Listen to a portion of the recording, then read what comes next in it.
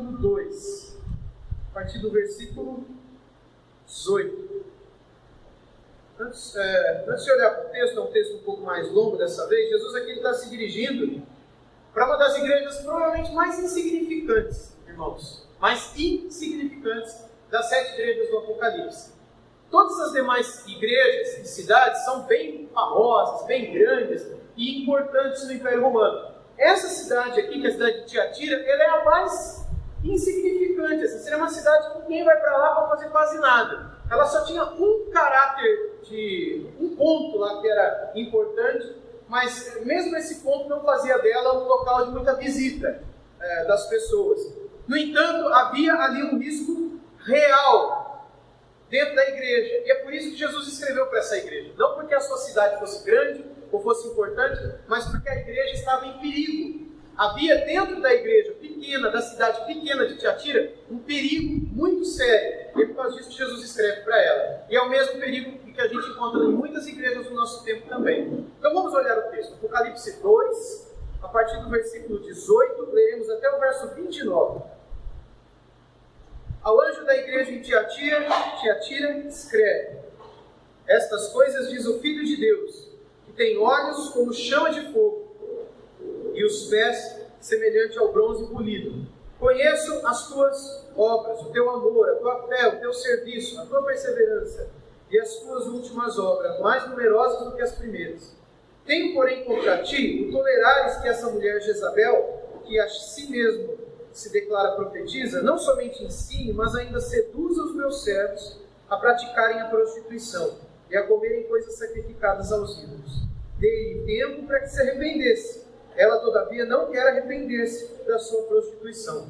Eis que a próspero de cama, bem como em grande tribulação os que com ela adulteram, caso não se arrependam das suas obras que ela ensina, das obras que ela ensina.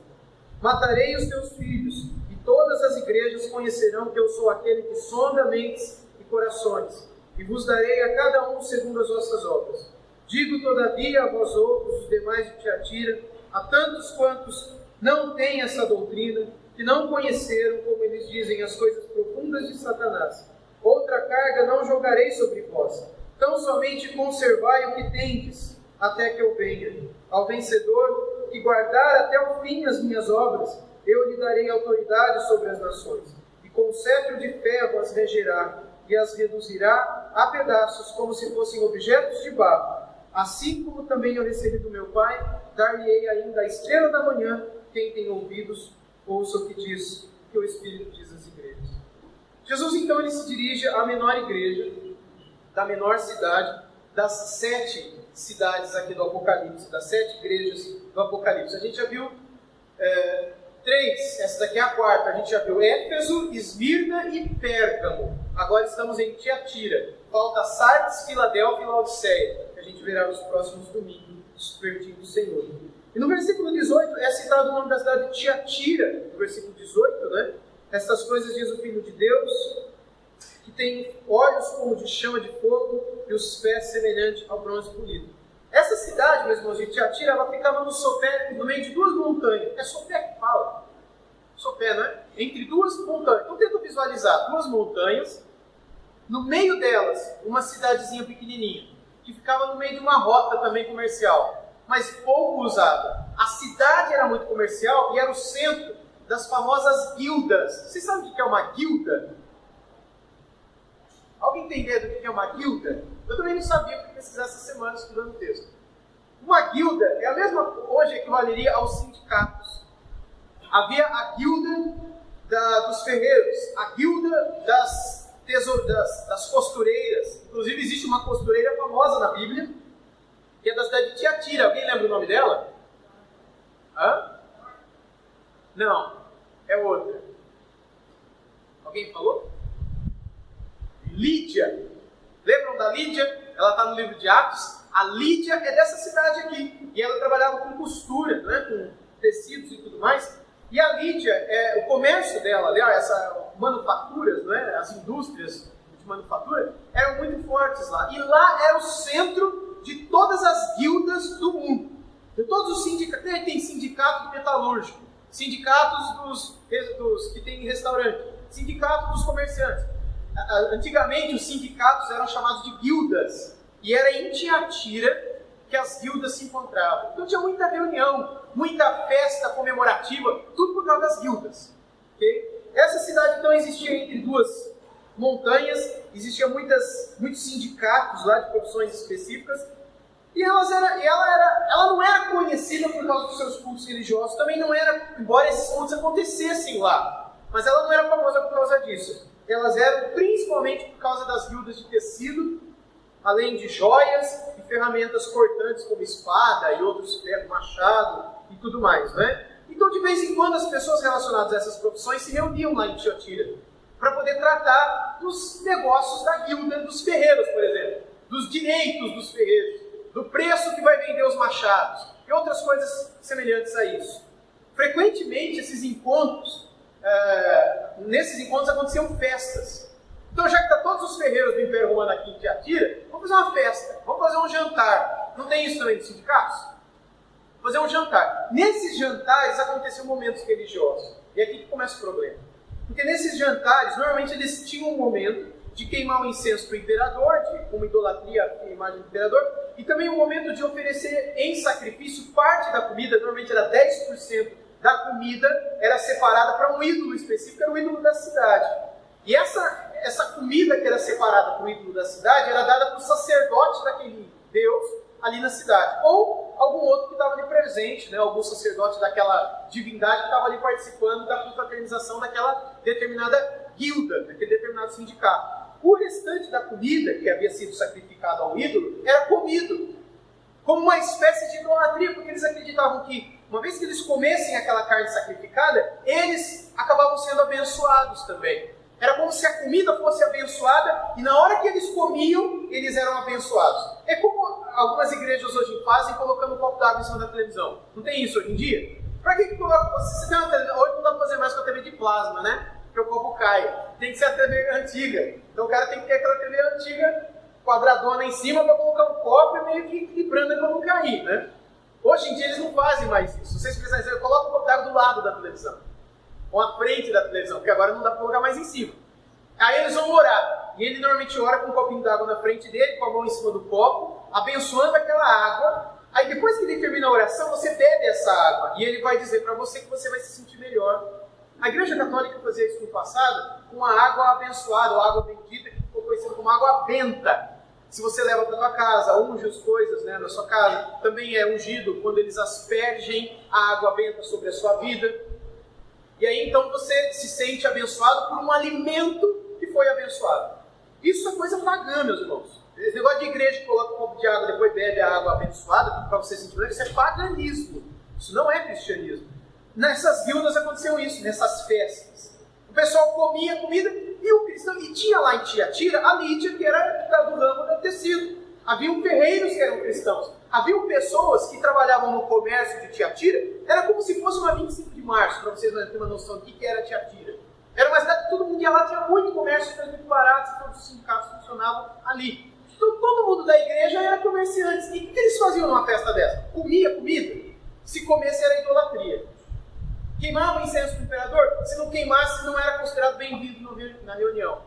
E havia dentro das igrejas pessoas que diziam, olha, não tem nenhum problema se comer essa carne sacrificada, não tem nenhum problema você queimar incenso do imperador, não tem nenhum problema você negar o nome de Jesus se um soldado vier e falar, você diz que só o César é o Senhor da sua vida? Não tem nenhum problema você dizer que o teu Senhor é o César, é o imperador Domiciano, que é o imperador da época.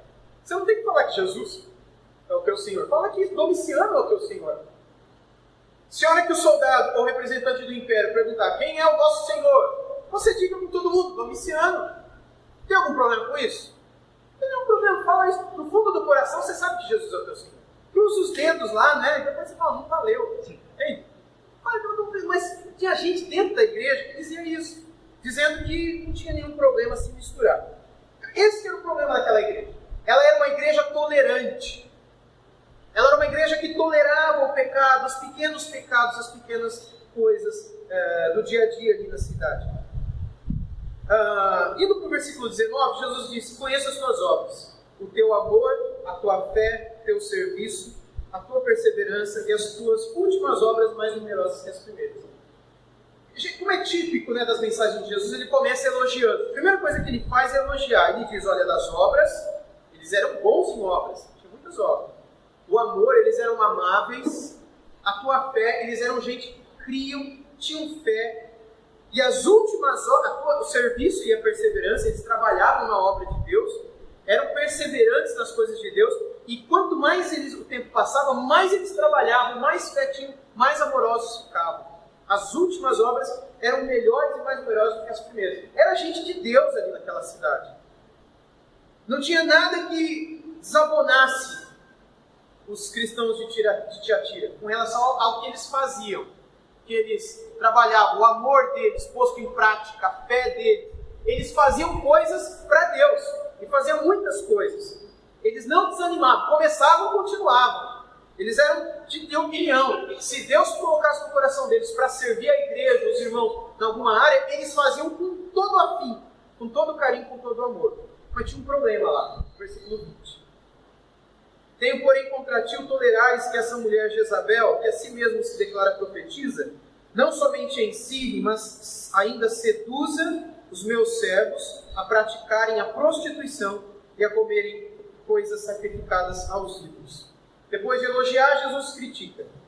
Aí ele passa a apresentar o que ele tinha contra eles. E ele diz, tenho, porém, contra ti o tolerares que essa mulher Jezabel. O único defeito deles era tolerar, era o ser intolerantes para com essa mulher, sobre a qual a gente não sabe absolutamente nada, gente. Nada. Só o nome dela.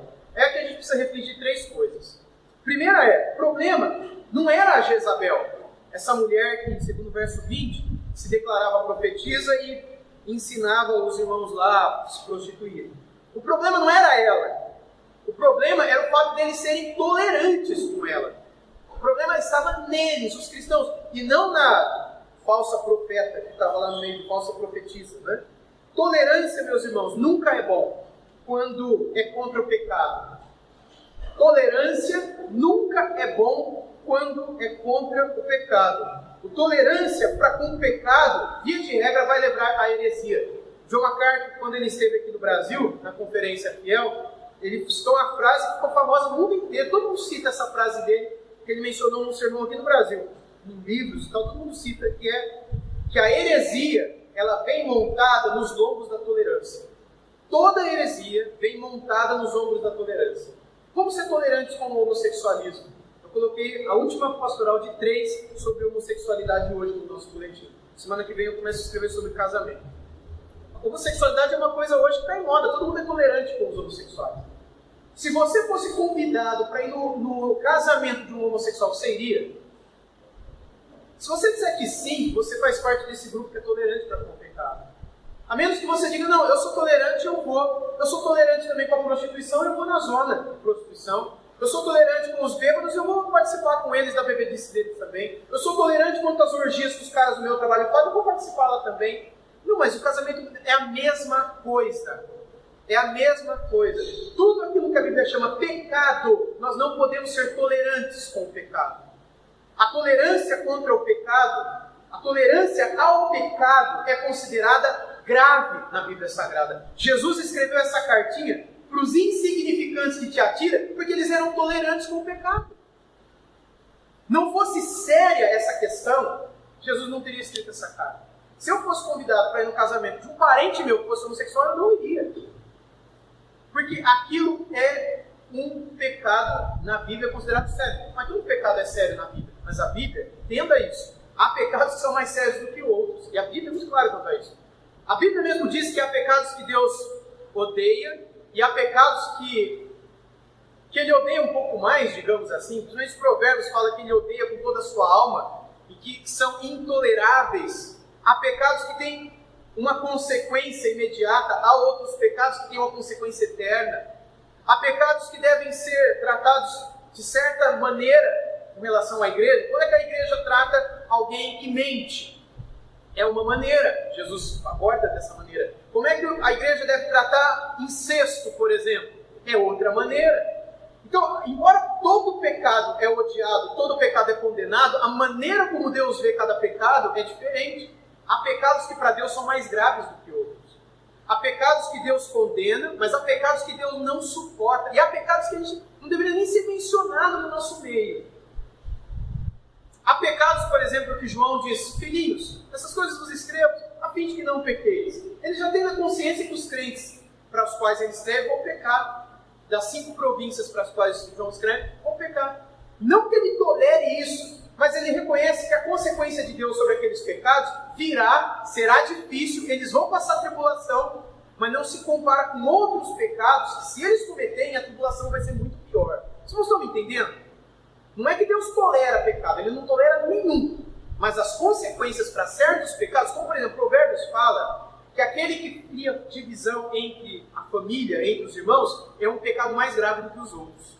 Provérbios diz isso. Alguém, por exemplo, da tua família, ou dentro da igreja, ou num grupo de amigos cristãos, que ele fica lá falando mal de um, falando mal de outro, ele divide, esse pecado, para Deus é mais sério do que o adultério. Lá no livro de Provérbios. Agora, adultério é sério para Deus? É sério. Adultério tem consequência? Tem consequência. Mas falar mal dos irmãos, dividindo pessoas, é mais grave ainda.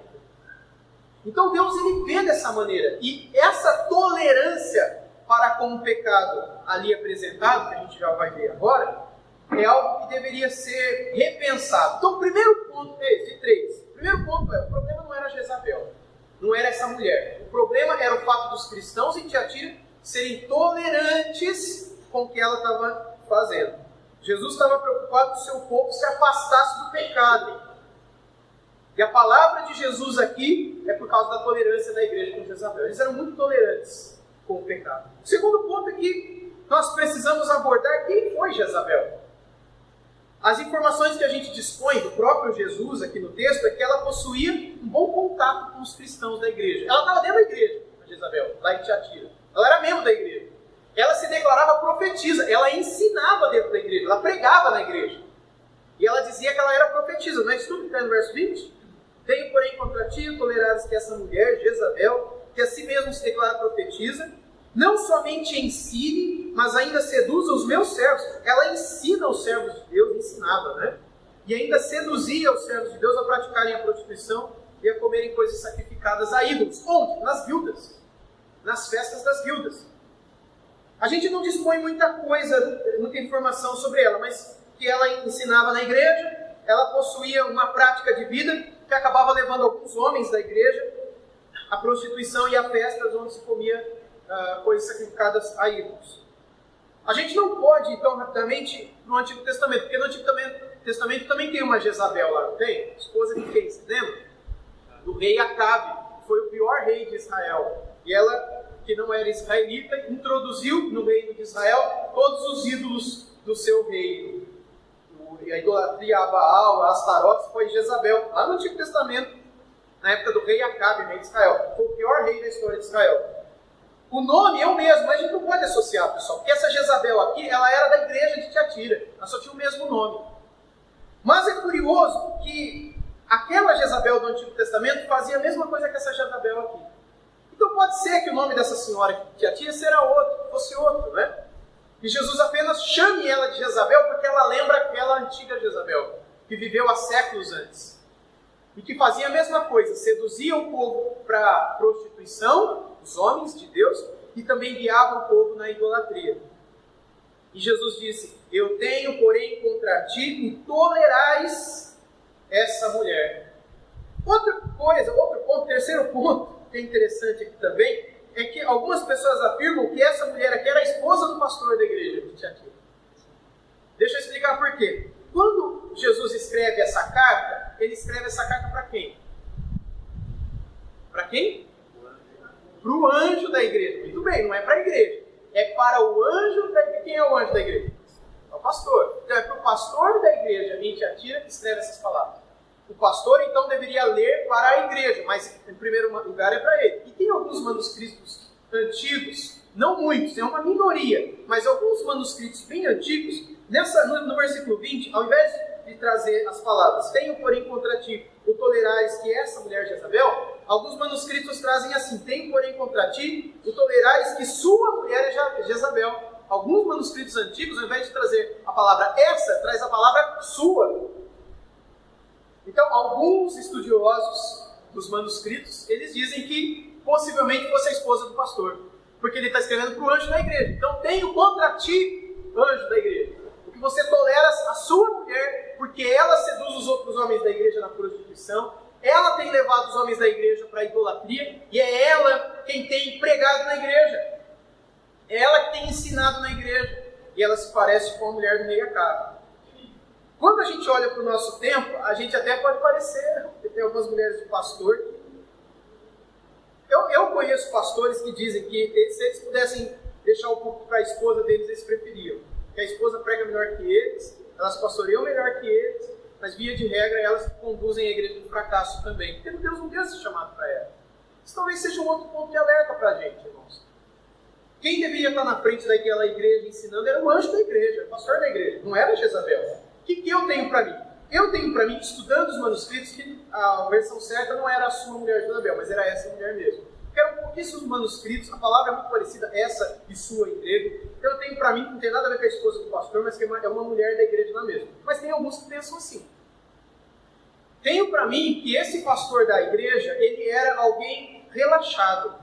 E alguém que, ao invés de ensinar, dava o púlpito para essa mulher ensinar. E tolerava que ela divulgasse na igreja os ensinos que ela queria. Isso é grave, é por isso que Jesus usa João para escrever uma carta para essa igrejinha aparentemente insignificante. Seja Jezabel quem tenha sido, o que importa é que ela deveria ser parada no meio dos cristãos lá. Não deveria continuar sendo tolerada, muito menos o ensino dela e as práticas pecaminosas dela. Agora 21, 22 e 23. Dei-lhe tempo para que se arrependesse. Ela, todavia, não quer arrepender-se da sua prostituição. Eis que a próspera de cama vem como em grande tribulação os que com ela adulteram, caso não se arrependam das obras que ela ensina. Matarei os seus filhos e todas as igrejas conhecerão que eu sou aquele que sonda mentes e corações e vos darei a cada um segundo as suas obras. Aqui Jesus passa a falar sobre essa Jezabel, né? Que por associação ou por cumplicidade no erro, pecado, ele passa a falar com todo mundo na igreja de Tiatira que participava do pecado dela. E é interessante observar que Jesus dá um tempo para que haja arrependimento. Jesus não corta a cabeça de uma vez. Isso é uma outra lição que a gente aprende. Se alguém tiver em pecado na igreja, não é para cortar o pecado de uma vez só, a cabeça da pessoa. Ele mesmo disse que ele deu um tempo para que houvesse arrependimento. Mas não houve arrependimento, mesmo tendo dado um tempo. E como não houve arrependimento, ele então diz o que é que aconteceria. Não havia no coração dela, nem dos crentes que cometiam o pecado, um desejo de voltar atrás. Eles toleravam e iam continuar sendo tolerantes. E a consequência do pecado foi, no caso dela, uma enfermidade que faz ela de cama. E sim, meus irmãos, pessoas em pecado ficam doentes. Deus pode usar a doença para disciplinar pecado de crente. Isso é muito comum. Paulo, no texto da ceia que a gente lê, sempre tem ceia, hoje à noite lerei também, 1 Coríntios 11, ele diz que haviam alguns enfermos dentro da igreja de Corinto, doentes, de cama, porque comiam a ceia do Senhor indignamente. Sim, ele põe de cama, doente, quem vive uma vida de pecado sem arrependimento. Davi, no Salmo 38, no Salmo 32, no Salmo 51, ele afirma que enquanto ele calou os seus pecados e não se arrependeu, o corpo dele doía, ele ardia em febre, ele tinha dor nos ossos, ele ficou doente, porque ele foi tolerante com o pecado. Até que ele confessou o pecado, Salmo 32. Então Deus perdoa a sua iniquidade e a dor do corpo acabou. Aqui essa mulher estava de cama por causa da sua tolerância para com o pecado. Ah, mas eu estou pecando faz tanto tempo e eu não fiquei doente. Quanto mais tempo Deus te der, pior vai ser a tua doença. Agora, todo mundo que está doente por causa do pecado? É lógico que não também, né, gente? Aí é o outro extremo. As doenças são coisas naturais da vida. O crente pode ficar com câncer? O crente pode ter miopia? O crente pode ter uma dor no estômago? O crente pode ter dor de cabeça? Claro que pode, essas coisas são naturais, são das intempéries da vida. O crente, ele pode entupir uma veia do coração, precisar fazer uma ponte safena? É lógico que pode. São coisas naturais da vida. Então nem toda doença é pecado. Mas cada um de nós deve sondar o próprio coração. Cada um de nós. Em todo momento da vida. Seja em momentos de saúde, principalmente, onde aparentemente não está acontecendo nada de disciplina na minha vida, seja em momentos de doença.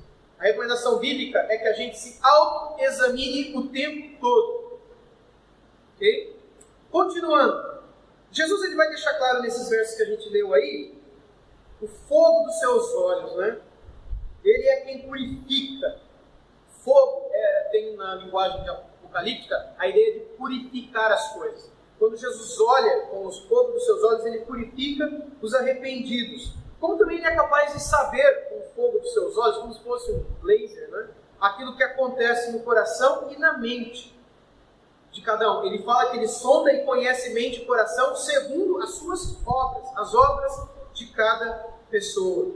E aí do verso 24 a 29 para a gente encerrar. Digo todavia a vós outros, os demais de Tiatira, a tantos quantos não têm essa doutrina, que não conhecem como eles dizem as coisas profundas de Satanás, outra carga não jogarei sobre vós. Então somente conservai o que tens, até que eu venha. Ao vencedor, que guardar até o fim as minhas obras, eu lhe darei autoridade sobre as nações. E com cetro de ferro as regerá e as reduzirá a pedaços como se fossem objetos de barro. Assim como também eu recebi de meu Pai, dar-lhe-ei ainda a estrela da manhã. Quem tem ouvidos ouça o que o Espírito diz às igrejas. Não dando para entender até aqui, hoje vocês não fizeram nenhuma pergunta. Estão quietinhos hoje? Fala, Eliana. No Antigo Testamento, comumente a gente vê tanto a prostituição, como a idolatria, como o adultério, abarcados pela mesma ideia. Ou seja, se eu estou me dando aos filhos, me vendendo a eles, me entregando a eles, eu estou praticando as três coisas ao mesmo tempo. Eu estou deixando as coisas de Deus, estou adulterando, estou traindo. Aí nesse texto é a mesma ideia, ou essa ideia de prostituição e adultério está relacionada ao sexo? Não, ela está associada à idolatria. Todo pecado é a idolatria.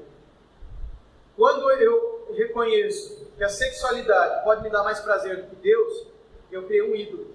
Quando eu tenho dinheiro, a ganância, como algo que me dá mais paz do que Deus, então eu criei um ídolo do coração, mas criei um ídolo. Então o problema maior é a idolatria das pessoas. Aqui também era, mas aqui não era só aqueles que eram idólatras no sentido de se entregarem à prostituição, pela conversa fiada da Jezabel, se entregarem à idolatria por conversa fiada dela também. Provavelmente nessas festas associadas às guildas. Mas também é uma palavra contra a tolerância deles. O problema principal é que eles eram tolerantes. Então tinha gente ali que não ia para as festas, não sacrificava aos ídolos, não comia coisa sacrificada e nem se prostituía. Mas era tolerante, tem que ser tolerante. Essa tolerância gerou essa carta para abrir os olhos deles. Então, o problema era a idolatria e a tolerância para com os idólatras. Ok? Mais alguma pergunta, pessoal? Ok, então vamos seguir aqui. Bom, a gente leu já o texto final. A carta que termina com algumas recomendações. Coisa comum também que Jesus faz, né? Jesus garante no início que aqueles que não se curvassem diante do ensino de Jezabel, que nem foram seduzidos por elas, né, por suas prostituições, das suas festas idólatras, Jesus garante a essas pessoas algumas coisas, né? O texto diz que há tantos quantos têm essa doutrina e que não a conheceram, não conheceram, como eles dizem as coisas profundas de Satanás, outra carga não jogarei sobre vós. Ou seja, Jesus estava para lançar tribulação sobre aqueles que eram tolerantes. Mas aqueles que não eram tolerantes, aqueles que fugiam de Jezabel, Jesus não ia lançar mais cargas sobre eles. Isso significa que eles já passavam por tribulação. Mas eles não receberiam mais tribulação ainda do que eles já viviam, que eram as naturais da vida, as normais do dia a dia. Jesus não lançaria sobre eles, mas sobre aqueles que eram tolerantes, a tribulação seria lançada. A partir do verso 26, Jesus começa a falar que a quem perseverar até o fim, ele promete algo muito interessante que ele disse no verso 26. Guardar as minhas obras, eu lhe darei autoridade sobre as nações, com cetro de ferro as regerá. Ou seja, Jesus parece prometer associação consigo mesmo, em sua autoridade, final. Porque essa expressão aqui é a que está no Salmo 2. Se você quiser abrir a sua Bíblia comigo lá no Salmo 2, no Salmo 2, versos 8 e 9, a mesma palavra que está aqui está lá também. Salmo 2, 8 e 9 diz assim: Pede-me e eu te darei as nações por herança, e as extremidades da terra por tua possessão. Com vara de ferro as regerás, e as despedaçarás, como a um vaso de oleiro. Essa mesma expressão está no verso 26 e 27 lá de Apocalipse 2. Ao vencedor, que guardar até o fim as minhas obras, eu lhe darei autoridade sobre as nações, com cetro de ferro as regerá, e as reduzirá a pedaços como se fossem objetos de barro. A mesma coisa que é prometida a Jesus Cristo no Salmo 2, é prometida para aquele que vencesse a tolerância, que vencesse o pecado. Jesus parece dizendo, olha, aquilo que será meu, será seu também.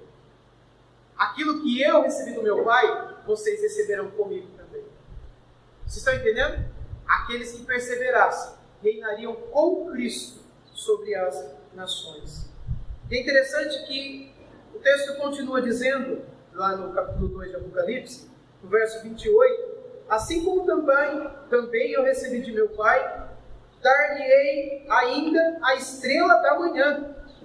Então, aqueles que vencessem as tentações e vencessem as seduções desse mundo, provariam não só da autoridade de Cristo sobre o mundo, mas também provariam da identidade de Jesus. Quem é a estrela da manhã? Quem deu a ele esse perfil, como é que a gente pode dizer? Essa característica da sua personalidade? Foi o Pai que deu, ele mesmo diz isso na palavra. Quem fez do Filho a brilhante estrela da manhã, o sol da justiça? Foi o Pai. E Jesus está dizendo aqui que ele também vai dar isso para nós. Ou seja, a gente não só vai receber a autoridade dele, a gente não só vai ser participante da sua autoridade no final dos tempos, mas também a gente vai ser participante da sua identidade. A gente vai brilhar como ele. E ele mesmo disse isso no Evangelho de Mateus, que a gente brilharia mais do que o sol em seu fulgor por ocasião da sua vinda. Quando nós fôssemos transformados no nosso corpo glorificado, no dia da ressurreição, nós brilharíamos mais do que o sol em seu fulgor. E seria impossível a Lucy olhar para o Léo e não morrer queimada lá na ressurreição. Mas por que a Lucy vai olhar para o Léo no céu e vai dizer, some daqui, porque eu já te aguentei na terra, que no céu não tem que te aguentar de novo, né? Por que ela vai conseguir olhar para o Léo lá no céu? Porque o corpo da Lucy vai ser glorificado, os olhos dela serão transformados. E é por isso que você vai olhar para mim e eu vou olhar para você e a gente não vai ser destruído. Porque segundo as palavras de Jesus, nós brilharemos mais do que o sol. O nosso corpo será transformado. E é por isso que a gente vai poder viver na presença de Deus, que é luz inacessível. Por que hoje a gente não pode ver a Deus? Porque o nosso corpo está corrompido pelo pecado. Mas quando ele for transformado, nós viveremos na presença, olharemos para ele e não seremos consumidos. Aquele que vencer, Jesus Cristo está prometendo que não só vai dar autoridade junto, mas Jesus Cristo vai fazer com que a gente seja participante da identidade dele. A gente vai brilhar como ele. É como se ele dissesse que a gente também vai ser a brilhante estrela da manhã. Eu não entendo isso. Mas é o que ele diz aqui. Ou seja, ele vai dar muito para nós. Jesus está prometendo partilhar identidade conosco. Uma vez, mais adiante aqui no mesmo livro de Apocalipse, no capítulo 22, se você quiser abrir lá, Apocalipse 22, 16, alguém lê para a gente que está lá, por favor? Voz bem alta.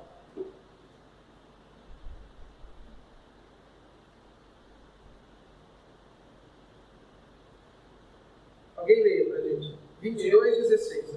Eu, Jesus, enviei o meu anjo para vos testemunhar estas coisas em favor da igreja.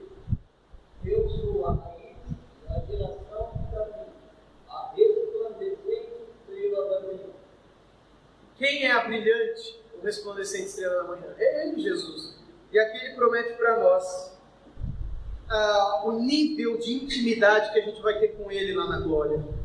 Nós seremos um com Ele. Nós participaremos do que Ele é. E a própria luz dele estará em você. Ele te levará para um nível de intimidade que hoje não dá para a gente compreender. Não dá para a gente imaginar. Mas tudo que Ele diz que Ele vai dar para a gente, para aquele que vencer o pecado e a tolerância para com o pecado e tudo aquilo que o texto aqui acaba de dizer, Ele vai fazer com que sejam um com Ele. Isso é a promessa de Jesus. Mais uma vez a gente vê Ele partilhando muito de si com o seu povo. A gente não vai ser Jesus, mas alguma coisa dele Ele vai pôr em nós, para que a gente seja como que parte dele, como que parte do seu corpo. E o fato dele se doar ao seu povo deveria, lá em Tiatira, fazer o seu povo ficar feliz. O seu povo se alegrar, fazer o seu povo ter esperança. Essa é a esperança que Ele quer dar para a gente. Agora, se a gente se misturar com o pecado aqui, a gente não vai ter parte com Ele lá. Mas se a gente negar o pecado aqui, estará preparado para nós a gente tomar parte com Ele lá na glória, lá na sua segunda vinda. E aí ele termina no último versículo dizendo mais uma vez que todos tenham ouvidos atentos para ouvir aquilo que o Espírito Santo está dizendo para as igrejas. O que o Espírito Santo estaria dizendo para nós hoje de manhã? Estaria dizendo que nós temos esperança diante de nós. A esperança de que Ele não só se deu por nós na cruz do Calvário, Ele não só deu do seu próprio Espírito para vir morar no seu coração, Ele não só deu a você a vida eterna e o perdão dos seus pecados, Ele não só deu a você as suas vestes de misericórdia e de justiça para que hoje você fosse filho de Deus, mas Ele continuará dando coisas de si quando nós estivermos na glória. Essa é a esperança que temos. E quanto mais nós morremos para as coisas desse mundo, quanto mais a gente abre mão do pecado e das coisas desse mundo, mais nós temos coisas prometidas para nós lá na glória. Mais Ele tem coisas reservadas para nós lá na glória, no novo céus e na nova terra. Mas quanto mais a gente se associar ao pecado aqui, quanto mais tolerante ao pecado a gente for aqui, menos a gente vai provar dele lá. Ok? Amém? Alguma pergunta? Sim, Sofia.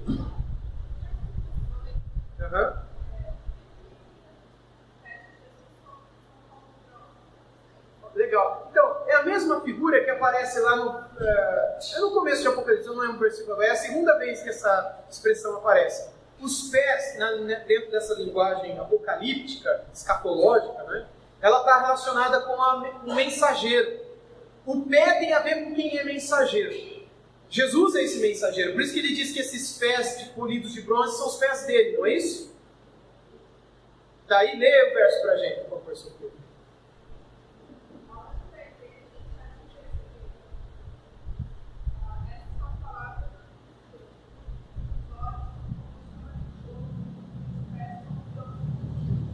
Isso, os pés de Cristo são como bronze reduzidos, polidos, né? Lá no livro de Apocalipse a gente vê, também em outros textos do Antigo Testamento, que os pés estão associados àquele que traz uma mensagem. Qual é a mensagem que Jesus traz? O Evangelho, a mensagem da salvação.